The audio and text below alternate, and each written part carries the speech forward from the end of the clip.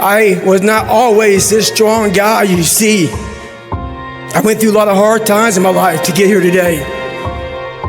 All I wanted to be was an uncommon man. In my whole life, I was not that. I was 6'1" and 300 pounds. I walked in the recruiter's office and he looked at me and he said, "You're fat and you're black." He said I basically had to lose 106 pounds in less than 3 months.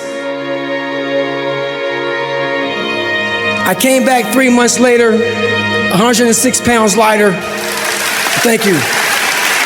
You have to wake up and you have to give yourself belief. It's about gaining control of your mind, putting things back in the proper perspective, and then saying, I really do want to be here. With every obstacle, I look at it as friction now. Without friction, there is no growth. You have to have friction in your life to grow. So I start looking at all these different things versus the woe is me mentality. Like, oh my God, look at my life. My life's so f***ed up. I come from this f***ed up family. I'm being beaten. I'm being abused mentally, physically. I start looking at it as a perfect trial ground. So I had to flip it upside down and say, okay, I'm suffering tremendously, mentally. Use this to your advantage versus your disadvantage. So that's what I did. Versus looking at it as like, oh my God, woe is me, I'm never gonna get out of here. I looked at it as, okay, hang on a second. If I can overcome this. If I can find some power in this, some way to get through this, that right there will be the fuel for the rest of my life. And so I found great strength in suffering. It showed me even more of what we have as humans, if we're willing to go there and we're willing to push that extra step. A lot of people, man, how do you do what you do? At the end of the day, I ask myself one question: can I take one more step? And usually the answer is yes. So if you can answer that question and not take another step, that is real failure. That is real quitting. A lot of people can take one more step, but they choose not to. I don't know if you can take 2 steps. You got to answer that question after you take the first step. But I can always take one more step, so if I choose not to, that's on me. And I got to live with that. There's a lot of people in graves who have lived 100 years and have never started their real journey. Your real journey starts when you go outside that box and you start climbing mountains. You start climbing mountains, and it goes on, and it goes on. And just when you're getting ready to quit, you crest that final mountain, you get down and you look, and there you are. But you cannot find your peace you're looking for in yourself until you've overcome yourself.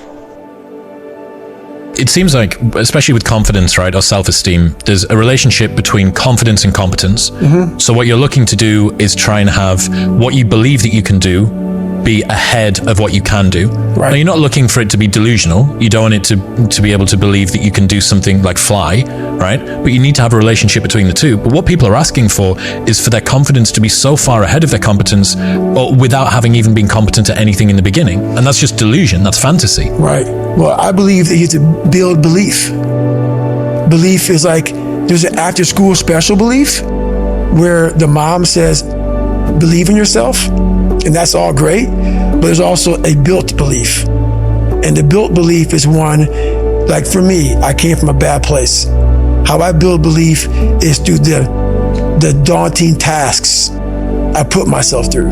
So that's proof positive that I can. So it correlates. And that's how this piece of shit kid that I once thought I was built belief by saying, I was in 3 Hell Weeks. I went to Ranger School. I tried out for Delta Selection. Undeniable stack of proof. That is proof, motherfucker. So whenever you think you can't, the confidence comes from the thing that you built. You must build belief. You must build confidence. It can't be like, hey, I'm gonna go knock that shit out. You gotta look over here and say, I can knock that shit out.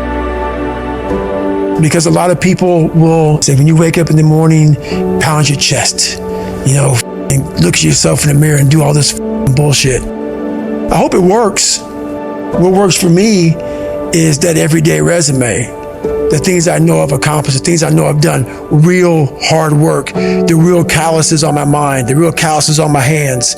That's it. You don't need to pound your chest in the mirror anymore if you have that. It's belief, and it's built on what you put in to yourself. I came from a small town in Indiana where there was a handful of black families. And a lot of people in that town, when you come from a town